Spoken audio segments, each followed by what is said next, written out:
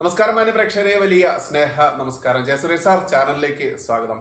Sir, കഴിഞ്ഞ ദിവസങ്ങളിൽ നമ്മൾ ചെറിയൊരു സെഷൻ ചെയ്തിരുന്നു. സാമ്പത്തിക സ്വാതന്ത്ര്യം എങ്ങനെ, അതല്ലെങ്കിൽ അത്തരത്തിലൊരു അവസ്ഥയിലേക്ക് എങ്ങനെ ഓരോരുത്തർക്കും എത്താം എന്നുള്ളതിനെ കുറിച്ചൊക്കെ ചെറിയൊരു സെഷൻ ചെയ്തിരുന്നു. അതിനുശേഷം നമുക്ക് ഒരുപാട് സംശയങ്ങൾ വന്നിരുന്നു, ഒരുപാട് ആളുകളുടെ ആകുലതകളൊക്കെ വന്നിട്ടുണ്ടായിരുന്നു. അതുകൊണ്ട് തന്നെ അതിന്റെ ഒരു സെക്കൻഡ് സെഷൻ എന്നുള്ള രീതിയിൽ തന്നെയാണ് നമ്മൾ ഇപ്പോൾ ഈ ഒരു സെഷൻ വെച്ചിട്ടുള്ളത്. സാർ, നമ്മൾക്കറിയാം ആഗോള രംഗത്തുള്ള സാമ്പത്തിക തകർച്ചയുടെ വിശേഷങ്ങളും വിവരങ്ങളും വാർത്തകളും ഒക്കെ കണ്ടുകൊണ്ടിരിക്കുന്ന ആളുകൾ തന്നെയാണ് നമ്മൾ. അതിൽ എങ്ങനെയാണ് സർ കേരളത്തിലെ കുടുംബങ്ങളെ എങ്ങനെയാണ് ഇതൊക്കെ ബാധിക്കുക? അങ്ങനെ ബാധിക്കുമോ സർ? തീർച്ചയായിട്ടും ഇതൊരു പ്രധാനപ്പെട്ട വിഷയമാണ്. നമ്മുടെ ഓരോരുത്തരുടെയും ദൈനംദിന ജീവിതവുമായി ബന്ധപ്പെടുത്തി മാറിയ കാലഘട്ടത്തിൽ നമ്മൾ കൈവരിക്കേണ്ടതായ സാമ്പത്തിക ക്രമീകരണങ്ങൾ അത് ചർച്ചാ വിഷയമാകേണ്ട ഒരു കാര്യം തന്നെയാണ്. ആഗോളതലത്തിൽ സാമ്പത്തിക രംഗം മാറുന്നു. അത് നമ്മൾ ഈ കൊച്ചു കേരളത്തിൽ നമ്മുടെ വീട്ടിലിരിക്കുമ്പോൾ നമ്മളെ അത് ബാധിക്കുമോ ഇല്ലയോ, ഇത് ആരും തന്നെ ശ്രദ്ധിക്കാതെ പോകുന്ന ഒരു വിഷയമാണ്. തീർച്ചയായിട്ടും അത് നമ്മളെ ബാധിക്കും. അത് എങ്ങനെ എന്ന് ചോദിച്ചാൽ അത് നല്ല രീതിയിൽ ഗുണകരമായും ബാധിക്കും, ദോഷകരമായും ബാധിക്കും. അങ്ങനെയെങ്കിൽ നമ്മൾക്ക് അതിൽ നിന്ന് നേട്ടങ്ങൾ ഉണ്ടാക്കാൻ, ഗുണങ്ങൾ ഉണ്ടാക്കാൻ എങ്ങനെയാണ് ശ്രദ്ധിക്കേണ്ടത്? ഇത് വളരെ നല്ല ഒരു വിഷയമാണ്. ധാരാളം പേര് ഇത്തരം കാര്യങ്ങളെ സംബന്ധിച്ചുള്ള ചോദ്യങ്ങൾ ചോദിച്ചിരുന്നത് കൊണ്ട് നമ്മുടെ ദൈനംദിന ജീവിതവുമായി ബന്ധപ്പെടുത്തി സാമ്പത്തിക പുരോഗതിക്ക് ആവശ്യമായ ചില കാര്യങ്ങൾ നമുക്കൊന്ന് പരിശോധിക്കാം. ഇപ്പോൾ നിക്ഷേപങ്ങൾ എന്നൊക്കെ എല്ലാവർക്കും ആഗ്രഹമുള്ള കാര്യമാണ്. ഒരു പഴയ തലമുറയിലൊക്കെ കഷ്ടപ്പെട്ട് പണിയെടുത്ത് കാർഷിക മേഖലയിലും മറ്റു മേഖലയിലും ജോലിയെടുത്ത് മിച്ചം വെക്കുന്ന പണം നമ്മൾ നിക്ഷേപിക്കാറുണ്ടായിരുന്നു. ബാങ്കില് സേവിംഗ് ആയിട്ട്, ഫിക്സഡ് ഡിപ്പോസിറ്റ് ആയിട്ടും റെക്കറിംഗ് ഡിപ്പോസിറ്റ് ആയിട്ടും ഒക്കെ ശേഖരിച്ചു വെക്കുമായിരുന്നു, ആവശ്യമുള്ളപ്പോൾ നമുക്ക് ഉപയോഗിക്കാൻ. അത് ഒരു കാലഘട്ടത്തിന്റെ നിക്ഷേപ രീതിയായിരുന്നു. എന്നാൽ ഇന്ന് ശ്രദ്ധിക്കപ്പെടാതെ പോകുന്ന നിരവധി നിക്ഷേപ അവസരങ്ങളുണ്ട്. അത് കേവലം ബാങ്ക് നിക്ഷേപമല്ലാതെ, സ്വർണത്തിലുള്ള നിക്ഷേപമല്ലാതെ, അല്ലെങ്കിൽ റിയൽ എസ്റ്റേറ്റിൽ ഭൂമിയിലുള്ള നിക്ഷേപമല്ലാതെ നിരവധി നിക്ഷേപ അവസരങ്ങൾ ഇപ്പോൾ നമുക്ക് ഉണ്ട്. ഇത് നമ്മൾ അത്ര അറിയപ്പെടാതെ പോകുന്നു എന്ന് മാത്രം. ഞാനതിന്റെ വിശദാംശങ്ങളിലേക്ക് പിന്നാലെ വരാം. എന്നാൽ അതുപോലെ തന്നെ പ്രധാനപ്പെട്ട ഒരു കാലിക പ്രാധാന്യമുള്ള വിഷയമാണ് ബാങ്കില് ലോൺ ചോദിക്കുന്നു, കിട്ടുന്നില്ല.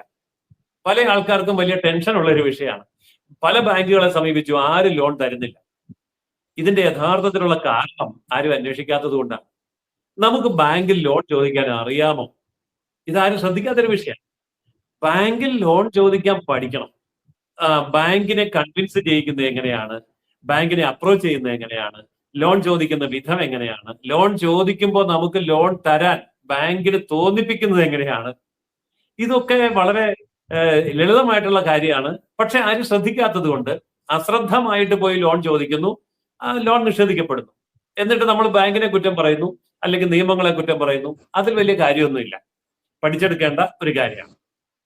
പിന്നെ മറ്റൊരു കാര്യമാണ് ഈ നിക്ഷേപ അവസരങ്ങളെ കുറിച്ച് പറഞ്ഞപ്പോൾ പലർക്കും അറിയാം ഷെയർ മാർക്കറ്റ് അല്ലെങ്കിൽ ഈ മ്യൂച്വൽ ഫണ്ട് കേട്ടിട്ടുണ്ട്. പൊതുവെ കേരളീയ സമൂഹത്തിലെ ആ ഭൂരിപക്ഷം പേരും ഇപ്പോഴും ധരിച്ചിരിക്കുന്നത് ഇതെന്തോ ഒരു തട്ടിപ്പ് പരിപാടിയാണ്. ഈ ഷെയർ മാർക്കറ്റിലൊക്കെ പോയാൽ പൈസ പോവുകയുള്ളൂ, മ്യൂച്വൽ ഫണ്ട് എന്നൊക്കെ പറയുന്നത് വെറുതെ തട്ടിപ്പാണ്, അതൊക്കെ നഷ്ടമാണ്. ഇങ്ങനെ പൊതുവെ ഒരു അഭിപ്രായമുണ്ട്. സത്യത്തിൽ ശാസ്ത്രീയമായി ഇവിടെയൊക്കെ ഇടപെടേണ്ടത് എങ്ങനെയാണ് എന്ന് പഠിച്ചാൽ ഇത് വളരെയേറെ നേട്ടമുണ്ടാക്കാൻ കഴിയുന്ന നല്ല മേഖലകളാണ്. പക്ഷെ ആരും അങ്ങനെ അങ്ങ് പോകുന്നില്ല എന്ന് മാത്രം. ഇത് നമ്മൾ ശ്രദ്ധിക്കേണ്ട ഒരു കാര്യമാണ്. ഇപ്പൊ സ്വർണത്തിന്റെ വില കൂടി 1,00,000-ന് മുകളിലായി. എല്ലാവരും വാർത്ത വായിക്കുമ്പോൾ നെടുവേർപ്പെടുക. വെള്ളിയുടെ വിലയും വർദ്ധിക്കുന്നുണ്ട്, വെള്ളിക്ക് വലിയ ഡിമാൻഡ് വരുന്നുണ്ട്. എന്നാൽ ഈ സ്വർണത്തിലും വെള്ളിയിലും ഒക്കെ ഇങ്ങനെ നിക്ഷേപിച്ചു, ഉള്ള കാശോ ഇല്ലാത്ത കാശോ ഒക്കെ ഉണ്ടാക്കി സ്വർണം മേടിച്ചു, വെള്ളി മേടിച്ചു വെച്ചു. കുറച്ചു കാലം കഴിയുമ്പോൾ ഇതിന്റെ വില അങ്ങ് ഇടിഞ്ഞു പോയാൽ നമ്മുടെ സമ്പാദ്യം വെള്ളത്തിലാവില്ലേ എന്ന് ആശങ്കപ്പെടുന്നവരും ഉണ്ട്. എന്നാൽ സ്വർണത്തിന്റെ വില ഒരിക്കലും താഴുകയില്ല, അത് സ്ഥിര നിക്ഷേപമാണ്, സുരക്ഷിതമാണ് എന്ന് കരുതുന്നവരുമുണ്ട്. ഇങ്ങനെ ഇരുട്ടിത്തപ്പേണ്ട ഒരു കാര്യമില്ല. എന്തുകൊണ്ടാണ് സ്വർണത്തിന്റെ വില കൂടുന്നത്, അല്ലെങ്കിൽ വെള്ളിയുടെ വില കൂടുന്നത്? ഇത് എത്ര കാലം കൂടും? ഇത് എപ്പോഴായിരിക്കും താഴോട്ട് വരിക? ഈ കാര്യങ്ങളൊക്കെ ഒരു ഊഹാപോഹത്തിന് വിടാതെ ശാസ്ത്രീയമായി നമുക്ക് തിരിച്ചറിയാൻ കഴിയും. അതനുസരിച്ച് നിക്ഷേപിക്കാനും കഴിയും. ഇതും നമ്മൾ പഠിച്ചിരിക്കേണ്ട ഒരു കാര്യമാണ്. പിന്നെ മറ്റൊന്ന് മലയാളികൾ കേട്ടിട്ടുള്ള ഒരു കാര്യമായിരിക്കും ക്രിപ്റ്റോ കറൻസി. എന്താണ് ക്രിപ്റ്റോ കറൻസി എന്ന് പോലും പലർക്കും അറിയില്ല. അത് നിയമവിരുദ്ധമാണ്, നിയമവിധേയമാണോ, സുരക്ഷിതമാണോ, അവിടെ എങ്ങനെയാണ് ഇടപെടേണ്ടത്, ഇതൊക്കെ നമ്മൾ അറിഞ്ഞിരിക്കേണ്ട ഒരു കാര്യം തന്നെയാണ്. ഇനി സാധാരണ എല്ലാവരും കൈകാര്യം ചെയ്യുന്ന ഒരു വിഷയം പറയാം. ഈ ലൈഫ് ഇൻഷുറൻസ്, മെഡിക്കൽ ഇൻഷുറൻസ്. ഇപ്പോ ലൈഫ് ഇൻഷുറൻസ് ആയിരുന്ന ഒരു കാലഘട്ടം മുഴുവൻ നമ്മൾ കേട്ടുകൊണ്ടിരുന്ന വിഷയം. എന്നാൽ ഇപ്പോൾ മെഡിക്കൽ ഇൻഷുറൻസിന്റെ ഒരു തരംഗം തന്നെ വന്നിട്ടുണ്ട്. വിവിധ തരം മെഡിക്കൽ ഇൻഷുറൻസുകളുണ്ട്. സർക്കാർ തന്നെ കൊടുക്കുന്നുണ്ട്, സൗജന്യമായിട്ട് കിട്ടുന്നുണ്ട്, കേന്ദ്ര ഗവൺമെന്റിന്റെ ഉണ്ട്, സംസ്ഥാന ഗവൺമെന്റിന്റെ ഉണ്ട്, കമ്പനികളുടേതുണ്ട്. ഇതിലെങ്ങനെയാണ് നമ്മൾ ശ്രദ്ധാപൂർവം കാര്യങ്ങൾ ചെയ്യേണ്ടത്? ഇതും പലരും ശ്രദ്ധിക്കാത്തൊരു വിഷയമാണ്. ശാസ്ത്രീയമായിട്ട് പഠിച്ചാൽ നമ്മൾ മെഡിക്കൽ ഇൻഷുറൻസ് എത്ര വീതം എടുക്കണം, ആർക്കൊക്കെ എടുക്കണം, ഏത് രീതിയിൽ എടുക്കണം, ലൈഫ് ഇൻഷുറൻസിന് കൊടുക്കേണ്ട പ്രാധാന്യം എന്താണ്, അത് ഏത് രീതിയിലാണ് അതിന്റെ കവറേജ്, പിന്നെ ആക്സിഡന്റുമായി ബന്ധപ്പെട്ട ഇൻഷുറൻസുകളുണ്ട്. ഇതിൽ പലതും സർക്കാരിന്റെ നേരിട്ടുള്ള പദ്ധതിയിൽ കൂടി കിട്ടുന്നതാണ്. അപ്പോൾ അതിന്റെ പ്രീമിയം ഒക്കെ വളരെ കുറവായിരിക്കും. അത് നമ്മൾ അറിയാതെ തന്നെ പ്രീമിയം അടഞ്ഞു പോകുന്ന സിസ്റ്റങ്ങളുണ്ട്. ഇങ്ങനെയൊക്കെ നിരവധി കാര്യങ്ങൾ സാമ്പത്തിക രംഗത്ത് നമ്മൾ അറിയേണ്ടതായിട്ടുണ്ട്. ഇനി മറ്റൊരു സുപ്രധാനമായ കാര്യമാണ് വിദേശ പഠനം. വിദേശ പഠനത്തിന് വേണ്ടിയിട്ടുള്ള ലോണുകൾ അല്ലെങ്കിൽ എഡ്യൂക്കേഷൻ ലോണുകൾ. എല്ലാ വിഭാഗം ജനങ്ങളും ഇപ്പോൾ ആശ്രയിക്കുന്ന ഒരു കാര്യമാണ് എഡ്യൂക്കേഷൻ ലോണുകൾ. അവിടെയും പല പരാതികളുണ്ട്. എഡ്യൂക്കേഷൻ ലോൺ കിട്ടുന്നില്ല, ചോദിക്കുമ്പോൾ തരാമെന്ന് പറയും, പിന്നെ ചെല്ലുമ്പോൾ തരുന്നില്ല, അല്ലെങ്കിൽ പകുതി തന്നു ബാക്കി തന്നില്ല. ഇങ്ങനെയൊക്കെ പരാതികൾ വരുന്നുണ്ട്. എഡ്യൂക്കേഷൻ ലോണും ഇപ്പറഞ്ഞ പോലെ ഈ കാലഘട്ടത്തിൽ വളരെയേറെ അറിയപ്പെടേണ്ടതായ ഒരു വിഷയം. ഇനി മറ്റൊന്ന്, നമ്മുടെ എക്കണോമിയിൽ, നമ്മുടെ സാമ്പത്തിക രംഗത്ത് വന്നുകൊണ്ടിരിക്കുന്ന വലിയൊരു പരിവർത്തനമാണ് ക്യാഷ്ലെസ് എക്കണോമി. പണം കൊടുക്കണ്ട, പണമില്ലാതെ തന്നെ, കറൻസി ഇല്ലാതെ, അതുപോലെ നാണയങ്ങളില്ലാതെ നമുക്ക് കാര്യങ്ങൾ കൈകാര്യം ചെയ്യാൻ പറ്റും. ഇതിപ്പോ പറഞ്ഞാൽ എല്ലാവർക്കും അറിയാം. നമ്മളിപ്പോ ഏത് പച്ചക്കറി കടയിൽ പോയാലും, അല്ലെങ്കിൽ ഉന്തുവണ്ടിയിൽ വിൽക്കുന്ന ആളാണെങ്കിലും, ക്ഷേത്രത്തിലെ പള്ളിയിലെയോ ഭണ്ഡാരങ്ങളാണെങ്കിലും, ഇതൊക്കെ തന്നെ ഇപ്പൊ ആ ഒരു ക്യാഷ്ലെസ് എക്കണോമിയിലേക്ക് നമ്മൾ മാറിയിട്ടുണ്ട്. എന്നാൽ ഇവിടെ അറിയേണ്ട കാര്യങ്ങൾ എന്തൊക്കെയാണ്, അറിഞ്ഞാലുള്ള ഗുണങ്ങൾ എന്തൊക്കെയാണ്, ഇത് കൈകാര്യം ചെയ്യുന്നത് എങ്ങനെയാണ്, ഇതൊക്കെ നമ്മൾ ശാസ്ത്രീയമായിട്ട് അറിഞ്ഞിരുന്നാൽ കാലഘട്ടത്തിന് മുമ്പേ നമുക്ക് സഞ്ചരിക്കാൻ പറ്റുന്ന ഒരു മേഖലയാണ്. ഇനി മറ്റൊന്ന് വലിയൊരു ആശങ്കയുള്ള ഒരു കാര്യമാണ് റിയൽ എസ്റ്റേറ്റ്. ഒരു കാലത്ത് റിയൽ എസ്റ്റേറ്റ് ബൂമായിരുന്നു. ഇപ്പോൾ റിയൽ എസ്റ്റേറ്റിലേക്ക് ചെല്ലുമ്പോൾ സ്ഥലം ആർക്കും വേണ്ട, ഭൂമി വിൽക്കാൻ പറ്റുന്നില്ല, പഴയ വിലയില്ല. പലർക്കും ഭൂമി വാങ്ങിയിട്ടവർക്ക് ടെൻഷൻ ഉണ്ട്. ഭൂമി വാങ്ങാൻ ആഗ്രഹിക്കുന്നവർക്ക് ഈ റിയൽ എസ്റ്റേറ്റ് സ്ഥിരമാണോ, വിശ്വാസയോഗ്യമാണോ എന്ന കാര്യത്തെക്കുറിച്ച് ആശങ്കയുണ്ട്. അപ്പോൾ ഇതും നമ്മൾ അറിയേണ്ട ഒരു വിഷയമാണ്. ഇനി ഏറ്റവും പ്രധാനപ്പെട്ട ഒരു കാര്യം സൂചിപ്പിച്ചാൽ, ഈ പണം മുടക്കില്ലാതെ നിക്ഷേപിക്കാവുന്ന ചില കാര്യങ്ങളുണ്ട്. നിക്ഷേപം എന്ന് പറയുമ്പോൾ എല്ലാം പണമാണ്, അല്ലെങ്കിൽ പണം മുടക്കിയാൽ മാത്രമേ നിക്ഷേപിക്കാൻ പറ്റൂ, അങ്ങനെ കരുതേണ്ട കാര്യമില്ല. നമ്മുടെ സാമ്പത്തിക സമാഹരണത്തിന്റെ മേഖലയിൽ പണം മുടക്കാതെ തന്നെ നമുക്ക് നിക്ഷേപിക്കാൻ പറ്റുന്ന ചില കാര്യങ്ങളുണ്ട്. അതും നമ്മൾ അറിഞ്ഞിരിക്കേണ്ട കാര്യമാണ്. ഇനി സുപ്രധാനമായ ഒരു കാര്യം കൂടി ഞാൻ അവസാനമായിട്ട് പറയാം. പരമ്പരാഗതമായി നമ്മൾ വിശ്വസിച്ചിരിക്കുന്ന ഒരു കാര്യമാണ് കഠിനാധ്വാനം ചെയ്യണം, കഠിനാധ്വാനം ചെയ്ത് പണം ഉണ്ടാക്കണം. പണം ഉണ്ടാക്കണമെങ്കിൽ കഠിനാധ്വാനം മാത്രമേ മാർഗമുള്ളൂ. ചെറിയ കാലം മുതൽ നമ്മൾ കുട്ടികളെ വീടുകളിൽ പറഞ്ഞു പഠിപ്പിക്കുന്നു, സ്കൂളുകളിൽ പറഞ്ഞു പഠിപ്പിക്കുന്നു. എല്ലായിടത്തു നിന്നും കിട്ടുന്ന ഉപദേശം എന്താണ്? കഷ്ടപ്പെട്ട് പണം ഉണ്ടാക്കണം എന്ന്. എന്നാൽ ഈ കഷ്ടപ്പെട്ട് പണം ഉണ്ടാക്കണം എന്നുള്ള ഉപദേശം തന്നെ ശരിയാണോ? മഹാകോടീശ്വരന്മാരായ ആൾക്കാരോട് ചോദിക്കുക, നിങ്ങൾ പണം ഉണ്ടാക്കിയത് കഷ്ടപ്പാട് കൊണ്ടും കഠിനാധ്വാനം കൊണ്ടും മാത്രമാണ്. അപ്പോൾ അവർ പറയും, അല്ല, കഷ്ടപ്പാടും കഠിനാധ്വാനവും തൊഴിലാളി വിഭാഗം മൈൻഡ് സെറ്റ്, ഒരു എംപ്ലോയി മൈൻഡ് സെറ്റ് ആയിട്ടുള്ള ആൾക്കാരുടെ ഒരു വിശ്വാസമാണ്. അപ്പോൾ ഹാർഡ് വർക്കിനേക്കാൾ കൂടുതൽ സ്മാർട്ട് വർക്ക് ചെയ്താണ് കൂടുതൽ പണം ഉണ്ടാക്കാൻ കഴിയുക എന്നവർ പറയും. അങ്ങനെയെങ്കിൽ സാധാരണക്കാരനായ ജനങ്ങൾക്ക് ഈ ഹാർഡ് വർക്കിന് പകരം, കഠിനാധ്വാനത്തിന് പകരം സ്മാർട്ട് വർക്ക് ചെയ്താൽ, അതായത് ശരീരം കൊണ്ട് അധ്വാനിക്കുന്നതിനേക്കാൾ ബുദ്ധി കൊണ്ട് അധ്വാനിച്ചാൽ കൂടുതൽ പണം ഉണ്ടാക്കാൻ വളരെ എളുപ്പമാണ് എന്ന് ഉണ്ടെങ്കിൽ അതെങ്ങനെയാണ് പഠിച്ചെടുക്കുക?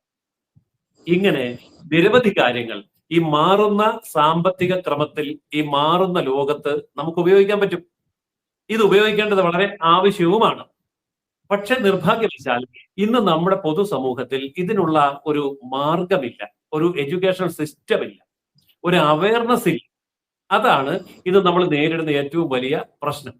സാർ, നമുക്കറിയാം, ഇപ്പോ എപ്പോഴും ചാനലുകളിലും പത്രങ്ങളിലൊക്കെ ബൂസ്റ്റ് ചെയ്ത് കാണിക്കുന്ന ഒന്നാണ് ഡോളറിന്റെ വില ഇടിഞ്ഞു, രൂപ ഇതാ താഴോട്ട് പോകുന്നു എന്നൊക്കെ പറഞ്ഞ്, പ്രത്യേകിച്ച് രാജ്യവിരുദ്ധ ശക്തികളും രാഷ്ട്രീയ സംഘടനകളാണെങ്കിലും വ്യത്യസ്ത രീതിയിലുള്ള ആളുകളൊക്കെ ഇതിനെതിരെ പ്രചാരണം ശക്തമായി കൊടുക്കാറുണ്ട്. സാർ, ഇതിൽ ഡോളറിന്റെ വിലയിടിവ് നമ്മളെ ബാധിക്കുമോ സാർ നേരിട്ട്?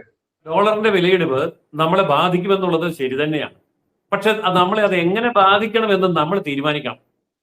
അതായത് നമ്മുടെ സമ്പാദ്യം തകർക്കുന്ന രീതിയിൽ അത് ബാധിക്കണോ, നമ്മുടെ സമ്പാദ്യം ഉയർത്തുന്ന രീതിയിൽ അത് ബാധിക്കണോ എന്നുള്ളത് നമുക്ക് തീരുമാനിക്കാൻ പറ്റും. പക്ഷെ ഇതെങ്ങനെ ചെയ്യാം എന്നുള്ളത് ആരും പറഞ്ഞു കൊടുക്കുന്നില്ല. അപ്പോൾ ഡോളറിന്റെ വില ഇടിഞ്ഞോട്ടെ, സ്വർണത്തിന്റെ വില ഉയർന്നോട്ടെ, ക്രൂഡ് ഓയിലിന്റെ വില തകർന്നോട്ടെ, അമേരിക്കൻ സമ്പദ് വ്യവസ്ഥ പൊളിഞ്ഞോട്ടെ, അവിടെ യുദ്ധങ്ങൾ ഉണ്ടായിക്കോട്ടെ, പക്ഷെ നമുക്ക് നഷ്ടമുണ്ടാകുന്നതിന് പകരം നേട്ടമുണ്ടാക്കുന്ന രീതിയിൽ ഇതെങ്ങനെ ചെയ്യാം, ഇത് പഠിക്കേണ്ട ഒരു വിഷയം തന്നെയാണ്. അതുകൊണ്ട് ആഗോള രംഗത്ത്, സാമ്പത്തിക രംഗത്ത് ഉണ്ടാകുന്ന ഏതൊരു ആശങ്കയെയും നമ്മൾ അതേപടി സ്വീകരിക്കേണ്ടതില്ല. നമ്മൾ അതിനെ രണ്ട് വിധത്തിൽ ഉപയോഗപ്പെടുത്താം. ഒന്നുകിൽ നഷ്ടത്തിന് വേണ്ടി, അല്ലെങ്കിൽ ലാഭത്തിന് വേണ്ടി. അപ്പൊ ലാഭത്തിന് വേണ്ടി എങ്ങനെ ചെയ്യാം എന്നുള്ളത് പഠിച്ചെടുത്താൽ നമുക്കത് നേട്ടമാണ്. ഇപ്പൊ സാറ് ഇപ്പൊ ഇതിൽ ഉദ്ധരിച്ച വാക്കിൽ തന്നെ ഇപ്പോൾ ആഗോള സമ്പദ് വ്യവസ്ഥ അതിന്റെ തകർച്ച ശരിക്ക് നമ്മളെ ബാധിക്കാതിരിക്കാൻ നമ്മൾ എന്താണ് സർ ചെയ്യേണ്ടത്? അതായത് നമ്മളുടെ ഇപ്പൊ ഒരു പുതിയ വർഷം തുടങ്ങുകയാണല്ലോ, 2026 വരുന്നു.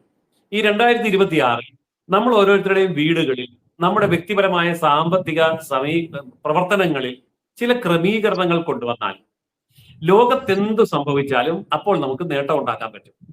ഈ സമ്പദ് വ്യവസ്ഥയെക്കുറിച്ച് സാധാരണക്കാർക്ക് അറിയാൻ വയ്യാത്തൊരു കാര്യം, ഈ സമ്പദ് വ്യവസ്ഥയിൽ വലിയ തകർച്ച ഉണ്ടാകുമ്പോൾ നമ്മൾ തകർന്നു പോകുന്നതാണ് പലരും ധരിച്ചിരിക്കുന്നത്. തീർച്ചയായിട്ടും അങ്ങനെയല്ല. ഇപ്പൊ ഉദാഹരണം പറഞ്ഞാൽ കോവിഡ് വന്ന് ലോകം മുഴുവൻ സ്റ്റക്കായി പോയി. അപ്പൊ സാമ്പത്തിക രംഗം തകർന്നു പൊടിഞ്ഞു പോയി എന്നാണ് പൊതുവെ വാർത്ത. പക്ഷേ ഈ കോവിഡ് കാലഘട്ടത്തിൽ രക്ഷപ്പെട്ട നിരവധി ആൾക്കാരെ എനിക്കറിയാം. അതിൽ വൻകിട വ്യവസായികളുണ്ട്, ചെറുകിട കർഷകരുണ്ട്, ചെറുകിട കടക്കാരുണ്ട്, വീട്ടിലിരുന്നു കൊണ്ട് ജോലി ചെയ്യുന്നവരുണ്ട്, വിദ്യാർത്ഥികളുണ്ട്, വീട്ടമ്മമാര് വരെയുണ്ട്. അവര് കോവിഡിനെ പോസിറ്റീവായിട്ട് എടുത്ത് ഉപയോഗിച്ചു കഴിഞ്ഞപ്പോൾ അവർക്ക് വലിയ സാമ്പത്തിക പുരോഗതി ഉണ്ടായി. അപ്പോൾ ഏതൊരു സമ്പദ് സംവിധാനങ്ങളും തകർന്നാലും വളർന്നാലും നമുക്ക് അവിടെ പണം ഉണ്ടാക്കാൻ പറ്റും. അതെങ്ങനെ കൈകാര്യം ചെയ്യണമെന്ന് പഠിച്ചിരുന്നാൽ മാത്രം മതി. ഈ സമ്പദ് വ്യവസ്ഥ തകരുമ്പോൾ നേട്ടമുണ്ടാക്കാമെന്ന് പലരും പറയുന്നത് കേട്ടിട്ടുണ്ട് സർ. അതെങ്ങനെയാ സർ? അതിന്റെ ഒരു ഉദാഹരണം പറഞ്ഞുതരാം. ഉദാഹരണം പറഞ്ഞാൽ ഇപ്പോ ഡോളറിന്റെ വില ഇടിയുന്നു എന്ന് പറയുമ്പോൾ നമ്മൾ ഓർക്കുന്നത് നമ്മുടെ കറൻസിയുടെ ഏർപ്പാട് തീർന്നു എന്നാണ്. അതായത് വൻതോതിൽ ഡോളർ അങ്ങോട്ട് കൊടുത്ത് ഇന്ത്യയിലേക്ക് ഇറക്കുമതി ചെയ്യേണ്ട ഒരു ബിസിനസ്സുകാരനാണ് നമ്മളെങ്കിൽ ആ പറഞ്ഞത് ശരിയാണ്. തിരിച്ചാണെങ്കിലോ, വിദേശത്തു നിന്ന് ഡോളർ ഇന്ത്യയിലേക്ക് കിട്ടുന്ന ഒരാളാണ്, ഒരു എംപ്ലോയി ആണ്, തൊഴിലാളിയാണ് എങ്കിലോ നമുക്ക് കൂടുതൽ പണം കിട്ടും. വളരെ സിമ്പിളാണ്. അപ്പോൾ ഇന്ത്യയിലേക്ക് ഡോളർ കൊണ്ടുവരാനുള്ള കാര്യങ്ങളിൽ ഏർപ്പെട്ടാൽ ഡോളറിന്റെ വില ഇടിയുമ്പോൾ നമുക്ക് വളരെ ലാഭം ഉണ്ടാവും, കൂടുതൽ നമുക്ക് പണം കിട്ടുകയാണ് ചെയ്യുക. ഇതൊന്ന് മനസ്സിലാക്കിയിട്ട് ആ ഒരു കാര്യം ചെയ്താൽ മാത്രം മതി. അങ്ങനെ ചെയ്ത് രക്ഷപ്പെടുന്ന ധാരാളം പേരുണ്ട്. അതാണ് ഒരു സിമ്പിൾ ആയിട്ടുള്ള ഉദാഹരണം. സർ, ഈ മാറിയ കാലഘട്ടത്തിൽ നമ്മൾ സ്വീകരിക്കേണ്ട സാമ്പത്തിക നടപടികൾ എന്താണ് എന്നുള്ളത് ലഘുവായിട്ട് ഉദ്ധരിക്കുകയാണ് എങ്ങനെയായിരിക്കും? അതായത് നമ്മൾ മലയാളികൾ ചെയ്യുന്നതും ചെയ്യാത്തതുമായ ഒരു കാര്യം പറയാം. മലയാളിക്ക് മാറുന്ന കാലഘട്ടത്തിനോട് എതിർപ്പാണ്. എന്തു മാറ്റം വന്നാലും ചാടി എതിർക്കുക. അത് പണ്ട് മുതലേ അങ്ങനെയാണ്. ഇംഗ്ലീഷ് വിദ്യാഭ്യാസം വന്നപ്പോൾ എതിർത്തു, കമ്പ്യൂട്ടർ വന്നപ്പോൾ എതിർത്തു, ഇപ്പോ AI വരുമ്പോ പേടിക്കുകയാണ്. അയ്യോ, AI വന്ന് നമ്മുടെ തൊഴിൽ മുഴുവൻ കൊണ്ടുപോകും, ഇപ്പൊ നമ്മൾ തീർന്നു പോകും. ഇങ്ങനെ എല്ലാത്തിനെയും പേടിക്കുന്ന ഒരു മനോഭാവം മലയാളിക്കുണ്ട്. മലയാളി ആദ്യം അഡ്വാൻസ്ഡ് ആയിട്ട് പേടിക്കാനും ഞെട്ടാനും തയ്യാറായിട്ട് നിൽക്കുക. ഇത് മാറ്റിയാൽ മതി.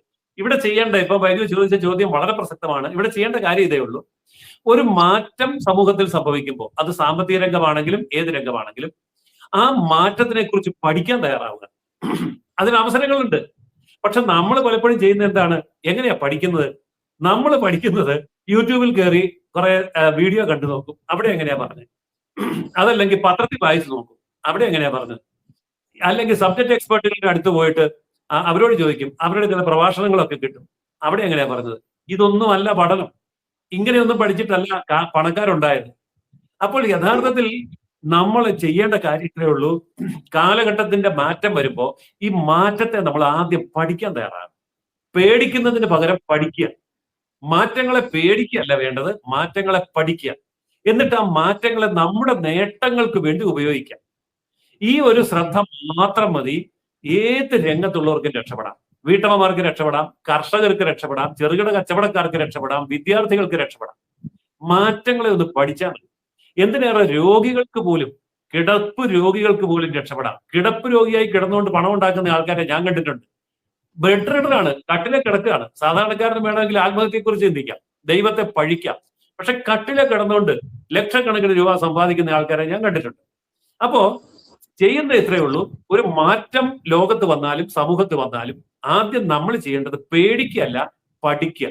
അതിന് പഠിക്കാൻ ആവശ്യമായ സംവിധാനങ്ങളിലേക്ക് വളരെ പെട്ടെന്ന് ചെല്ലുക, എന്നിട്ട് പഠിച്ചെടുക്കുക, പ്രയോഗിക്കുക. അത്രേ ഉള്ളൂ. സർ, ഇത്രയും കാര്യങ്ങൾ നമ്മൾ കഴിഞ്ഞൊരു സെഷനിലും ഈ സെഷനിലായിട്ട് 10-20 മിനിറ്റുള്ള കാര്യങ്ങൾ തന്നെ നമ്മൾ പറഞ്ഞിട്ടുണ്ട്. ഇത് നമ്മുടെ ഈ ആളുകൾക്ക് ഇതൊരു ട്രെയിനിങ് രൂപത്തിലോ അതല്ലെങ്കിൽ ഏതെങ്കിലും ക്യാമ്പായിട്ടോ ഇങ്ങനെ സംഘടിപ്പിച്ചിട്ട് ഏതെങ്കിലും രീതിയിൽ കൊടുക്കുന്നുണ്ടോ? എങ്ങനെയാണ് അത് നമ്മുടെ പ്രേക്ഷകരോട് പങ്കുവെക്കുകയാണെങ്കിൽ? മാറുന്ന കാലഘട്ടത്തിലെ മാറ്റങ്ങളെ കുറിച്ച് പഠിക്കാൻ ഒരു ഓൺലൈൻ കോഴ്സ് തന്നെ നമുക്കുണ്ട്. അപ്പോൾ ഈ കോഴ്സിൽ വീട്ടിലിരുന്നു കൊണ്ട് പങ്കെടുത്താൽ മതി. വീട്ടിലാണെങ്കിലും ഓഫീസിലാണെങ്കിലും യാത്രയിലാണെങ്കിലും ഒക്കെ തന്നെ ഒരു ദിവസം 1 മണിക്കൂർ, അങ്ങനെ ആഴ്ചയിൽ 2-3 ദിവസം മാത്രം ഉള്ള ഒരു മാസം 1.5 മാസം കൊണ്ട് തീരുന്ന ഒരു ഷോർട്ട് ടൈം കോഴ്സ് ആയിട്ട് നമുക്കിത് പഠിക്കാൻ പറ്റും. മാന്യപ്രേക്ഷകരെ, ജയസൂര്യൻ സാർ പറഞ്ഞിട്ടുള്ള ഈ വിവരം മാന്യപ്രേക്ഷകരിലേക്ക് വെക്കുകയാണ്. കാരണം ഒരുപാട് ആകുലതകളും സംശയങ്ങളും ഒക്കെ പങ്കുവെച്ചത് കൊണ്ടാണ് നമ്മൾ ഇതിന് സെക്കൻഡ് സെഷൻ എന്നുള്ള രീതിയിൽ തന്നെ വെച്ചിട്ടുള്ളത്. അതുകൊണ്ട് തന്നെ സാറ് പറഞ്ഞിട്ടുള്ള ഈ ഒരു ക്യാമ്പ് അതല്ലെങ്കിൽ ഈ ഒരു കോഴ്സിൽ ജോയിൻ ചെയ്യാൻ താല്പര്യമുള്ളവർക്ക് ഇതിന് താഴെ, ഈ വീഡിയോയുടെ താഴെ 2 നമ്പറുകൾ കൊടുക്കുന്നുണ്ട്. അതിൽ ഒന്നെങ്കിൽ വിളിക്കാം, അതല്ലെങ്കിൽ വാട്സപ്പ് നമ്പറിലൂടെ മെസ്സേജ് അയക്കാം. ഇനി മാത്രമല്ല, ഇതിൽ നേരിട്ട് ഓൺലൈൻ ലിങ്കിലൂടെ ജോയിൻ ചെയ്യാൻ വേണ്ടിയിട്ടുള്ള ലിങ്ക് നമ്മുടെ ഈ വീഡിയോയുടെ ആദ്യ കമന്റ് ആയിട്ട് പിൻ ചെയ്ത് വെച്ചിട്ടുണ്ട്. അതിൽ ക്ലിക്ക് ചെയ്തിട്ടും നിങ്ങൾക്ക് അതിൽ ജോയിൻ ചെയ്യാം. വിശദ വിവരങ്ങൾക്ക് ഫോൺ ചെയ്യുകയോ വാട്സപ്പ് ചെയ്യുകയോ എല്ലാ കാര്യങ്ങളും ചെയ്യുക. കൃത്യമായിട്ട് നിങ്ങൾക്ക് റെസ്പോൺസ് കിട്ടും എന്നുള്ളത് കൂടി പറയുകയാണ്. കാരണം ഇനി വരാനിരിക്കുന്ന 2026 ഒരു പുതുവർഷം വരികയാണ്. ഈ പുതുവർഷത്തിൽ തന്നെ നമ്മളുടെ സാമ്പത്തിക സ്വാതന്ത്ര്യം അതല്ലെങ്കിൽ സാമ്പത്തിക ഭദ്രത നമ്മളിൽ തന്നെയുണ്ട്. ആ നമ്മളിൽ തന്നെയുള്ള അതിനെ ഒന്ന് പരിപോഷിപ്പിച്ചെടുക്കുക അതല്ലെങ്കിൽ പ്രോത്സാഹിപ്പിച്ചെടുക്കുക. അതിനെ പ്രോത്സാഹിപ്പിക്കാൻ വേണ്ടി തന്നെയാണ് ജയസൂര്യൻ സാർ ഈ ഒരു ക്യാമ്പ് വെക്കുന്നത്. അപ്പോൾ മാക്സിമം ആളുകൾ പങ്കെടുക്കുക എന്ന് മാത്രമേ പറയാനുള്ളൂ. എന്തായാലും സാർ ഇത്രയൊരു വലിയൊരു ഉദ്യമമായിട്ട് രംഗത്ത് വന്നതിന് ഒരുപാട് നന്ദിയുണ്ട്. നമ്മുടെ മാന്യ പ്രേക്ഷകർക്ക് ഒരുപാട് ഉപകാരങ്ങൾ ഇതിലൂടെ കിട്ടട്ടെ എന്ന് ആശംസിക്കാം. നന്ദി, നമസ്കാരം. ജയ് ഹിന്ദ്, ജയ് ശ്രീറാം.